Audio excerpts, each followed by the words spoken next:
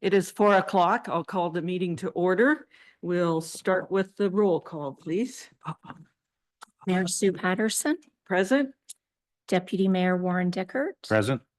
Councillor Harold Fleet, Present. Councillor Dave Hawking, Present.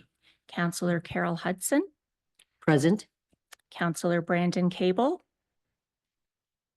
does not appear to be in attendance. Councillor Susan Sackle. Present. Thank you, Vicky. I'll begin with the land acknowledgement.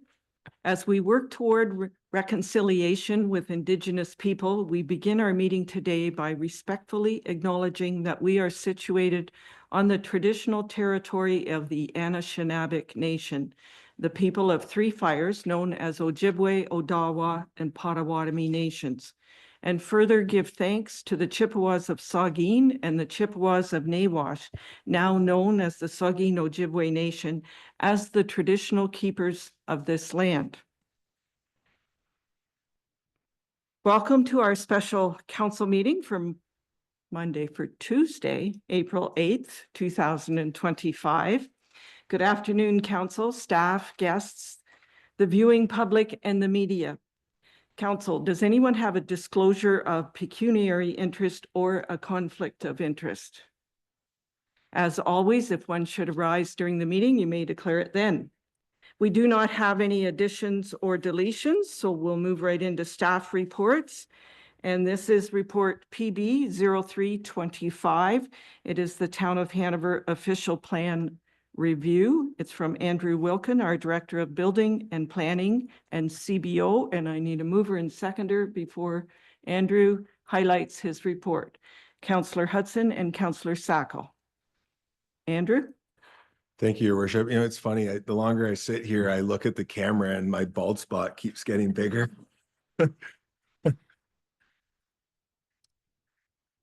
Yes, thank you, Your Worship. Yes, this is exciting. Finally, the Hanover's official plan kickoff meeting. We've been talking about this for quite a while, but with some changing legislation and waiting for the new PPS that finally came out in 2024, it's taken a bit of time. So the Town of Hanover's official plan is a comprehensive, forward-thinking document that outlines the community's long-term vision. It establishes goals and policies to guide informed land use, development, and decision-making by council. The plan sets criteria for evaluating development proposals to support positive community growth and enhancement. It provides direction on location, type, and density of housing, business, industry, tourism, and economic development, amongst many others.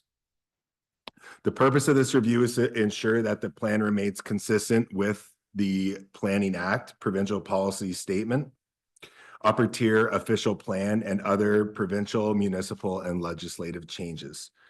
The town's OP was approved in February of 2026. However, the town did receive and went through a thorough review and redesignation of many lands in 2021 as part of growth management study work that occurred at that time.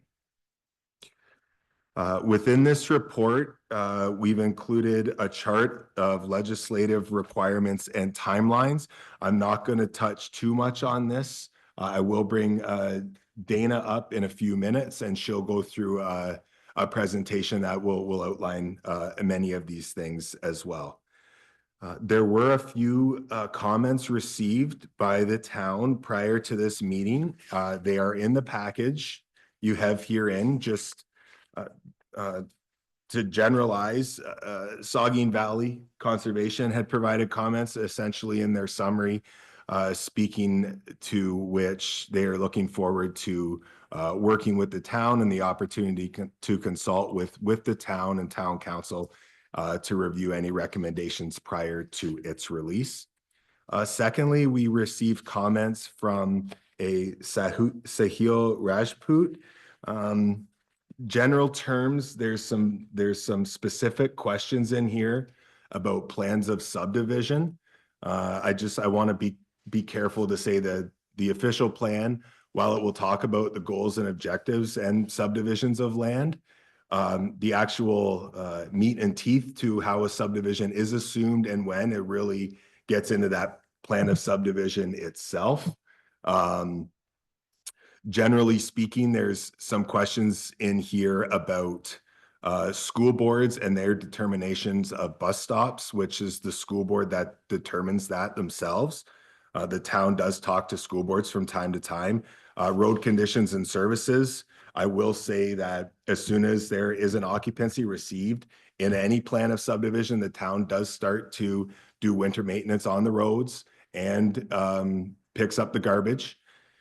And then finally, there's some questions in here about park specific. And park specifically, the town official plan will have regard for parks, where parks go, the ability for cash in lieu of parkland, which the town has utilized in the last few plans of subdivisions.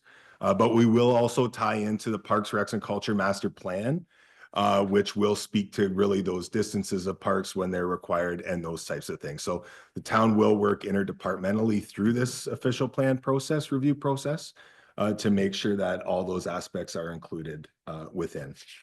We did receive one other comment just yesterday, which did not make it in the package, and it was from Liz Buckton, senior policy planner from the County of Grey.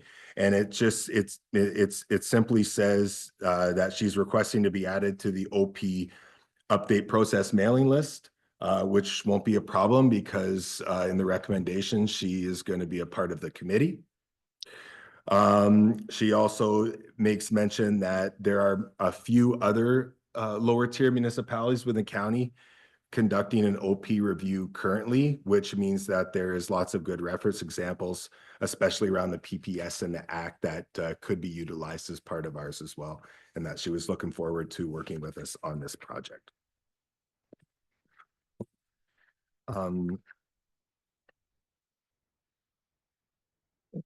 With that, the town has engaged Dana Kiefer from the Senior Development Planner from Cobide Engineering to assist in the advancement of this OP update.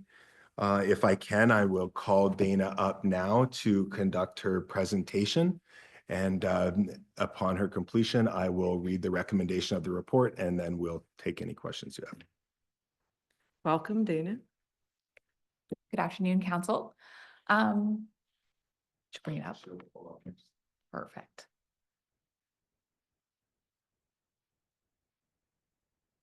Okay, next slide, please. I've been before council before, but I'll introduce myself again. My name is Dana Kiefer. I'm a senior development planner with Cobide Engineering. I don't know if I have discussed this with council before, but I am local. I grew up in Durham and I am a graduate of John Diefenbaker Secondary School. So it is always great to work in a community where I have a good knowledge base and have been around for a while. So it's nice. Next slide, please. So I'm going to go kind of give a very top level overview of what's going to happen. This is a kickoff meeting. It's for very initial comments and to receive any kind of comments from council, ask any questions, explain how the process is going to go. We are really, during this time, not going to get into the very nitty gritty of what we're doing. This is just to collect initial feedback. So in terms of planning, at the very top of the planning hierarchy is the Planning Act. And from there, we go for the provincial policy statement, and then through the lower tiers of the Grey County official plan and the Town of Hanover official plan below that. So each level has to be consistent with the level before it. Next slide, please. So what is an official plan? An official plan establishes policies for how land should and will be used to meet the needs of your community. So it's adopted by council, so this council, and then it is approved by Grey County Council technically. Addresses planning matters such as locations of housing, businesses, and industries. It also gives considerations for development such as density, infill, affordability, etc. And then it also provides for the protection of provincial interests as they've outlined in their documents. So things like wetlands, floodplains, cultural heritage, etc. Next slide, please. So why specifically should we be updating your official plan? So the current official plan was approved in 2016. It sounds like you did some pretty serious updates in 2021. But there has been significant legislative changes across the board in planning in the past 4 years. So Bill 23, Bill 97, and Bill 185 all updated the Planning Act, and all of which will affect official plans. The new provincial planning statement replaced the provincial policy statement that was released in October 24. Again, that's a whole new suite of policies that will have to be incorporated into your official plan. Also, a new Grey County official plan was approved in 2018. They've had several impactful updates since then as well, and they are always kind of tweaking and doing growth forecasting in the interim as well. I believe they have a project going on right now, doing that right now. And then finally, from a community standpoint, the update allows you to review issues and then provide the foundation to guide growth for the next 20 years, but also importantly, provides you that framework for your zoning bylaw, which is where your rubber really meets the road and how that development is going to look and function on the ground. Next slide, please. So as a project overview, so we're kind of at the project initiation stage at the moment. We've talked about work plans and consultation strategies.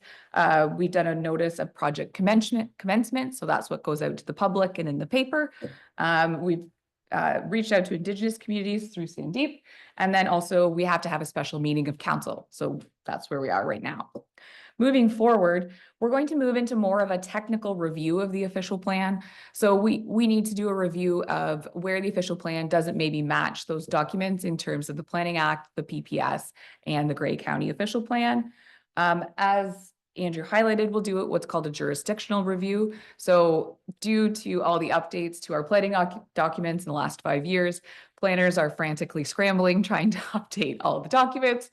So we will be reviewing nearby municipalities of how they're implementing some of these policies and what directions they're taking, and taking some best lessons from them. Review of background information and studies, online engagement, and any background reports. We will then come back to council, but also provide public engagement sessions so that the public can engage on the materials. We'll also then prepare a draft official plan that will be circulated to agencies, and the public engagement on that will continue. Then we move into the final stages. So we take all the comments that we get from the public, agencies, and stakeholders, incorporate that into the official plan. We prepare the final draft. We do final public engagement, which does have a public meeting that's associated with it with council. And then there's your decision, and then the decision goes to Grey County as well. Next slide, please.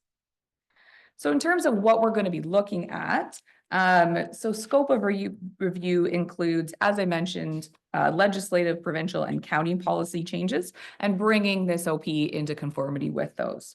Land needs, so where you want to grow and how. Housing, very large topic that's been a large focus of the planning updates that have occurred. So affordable housing, additional residential units, where residential uses are going to be located. Climate change, employment, servicing, transportation, parkland, natural heritage, and hazards. So these are all the kind of things that are going to be reviewed as part of this process. Next slide, please. So there will be several public engagement and council engagement opportunities. So phase 1 is the project initiation. Phase 2, research and analysis. So I think we want to collect some community members' ideas, comments, and so we have ability to know what's an issue in the community and how we can address those. Phase 3 is public engagement, including the council presentation, background, any other engagement sessions that the steering committee wants to host. And then we have to do an open house with the draft official plan. The Planning Act requires us to do that. We have to print the maps and display them and offer a time for the public to come in and review them. So that will be forthcoming. And then finally, there's a statutory public meeting with the final official plan. And then next slide, please. So that is a very kind of quick overview. I'm very happy to take any comments, questions, discussion, concerns at this time. As I mentioned, we're at the very beginning of this, but we are looking forward to advancing this project for you guys. Thank you. Thank you, Dana. So in closing, the recommendation of this report is that PB 3-25 Town of Hanover official plan review be received, that council endorse the proposed OP review project, and that the Planning Advisory Committee, Hanover Planning staff, Liz Buckton from the County of Gray, and Dan Kiefer of Cobite Engineering be appointed by council to form the official plan review steering committee. And Dana and I will answer any questions you have. Thank you. Okay, council, any questions, comments, discussion? Councillor Fleet. Thank you, Worship, and thank you, Dana, for this report. And this is just a question. I don't know where this would fall, if it even falls in our official plan. Is this where we'd look at the amount of parking spots we say need for a new development or a subdivision? Like, I know we've talked about parking spaces going forward with, you know, different developments in our town. I just wonder if that would fall under this official plan. Through you, your worship, generally, no, that's a zoning bylaw issue. I would say an official plan is more general than setting standards like parking. Councillor Sacco. Thank you, Your Worship. Thanks, Dana, for your report. You mentioned that Grey County has done their official plan in 2018, I think you said. Is there a lot that is different that we're going to have to adhere to? I'm wondering, they probably dealt with bike lanes and that kind of thing. Would that be something that would be considered? And because it's our Grey County roads, I'm not sure that that's the town of Hanover. So I realize that, but let me know what your thoughts are. Through you, your worship, I honestly have not done a very thorough review of the comparisons between the two. One of that'll be kind of one of the first projects as we move forward. There are certain things and that we'll take back to the steering committee because the official plan has official plans have different language in them depending on how they want things to be implemented. So in the Grey County official plan, there are some things where they recommend or encourage, and then there are other policies that they say municipalities shall do this. So I think we'll probably do a conformity exercise of what do we have to do and what does Grey County kind of recommend that we do, and we can kind of go from there. Andrew? Yeah, just to further that, your worship, yeah, that's correct. And yes, there's definitely a gap in some of Grey County's OP compared to ours. There is work to do. Definitely active transportation or bike lanes, you're right, depending on specifically that what's outlined within Grey County's official plan and our intent. The public engagement session will be interesting for some of that too, to kind of hear with the public's perspective on that. But yes, there's a wide range of things that will have to come into line with Grey County's OP and the PPS and quite honestly, lots of legislation. Okay, any further questions?